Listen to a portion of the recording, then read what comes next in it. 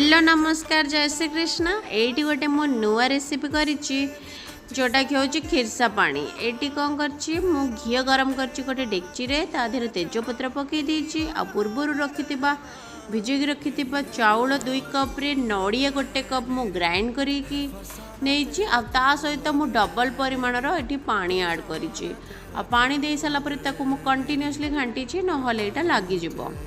एटा गोटे पारंपरिक रेसिपी आउ एथिपाइंका एटा आपण कोनोसी ओसा पुनै रे करि परिबे आ भोग लगेई परिबे बहुत ही भल होई थाए। देखंतु मैं एटा ऐड करि नेछि पूर्वरु काटी रखिथिबा आधा कप नड़िया एटी ऐड करि देली ताकू भी कंटीन्यूअसली मु घांटी चलीछि।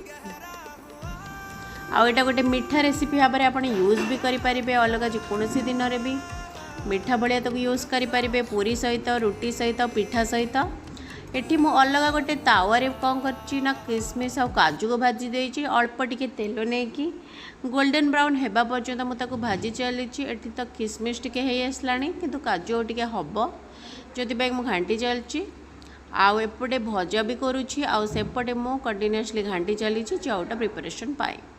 तो ये मु बाहर कर देछि दुईटी जाकू आ चीनी नहीं जाइछि मु एथिरे पूरा पूरी गोटे कप तो सब किछि ऐड कर देछि ता सहित मु इलायची पाउडर को भी ऐड कर देछि। इलायची एथिरे 6 टी 7 टी नेछि तापर 10-15 मिनिट रे ए प्रिपरेशन सरी जाइछि।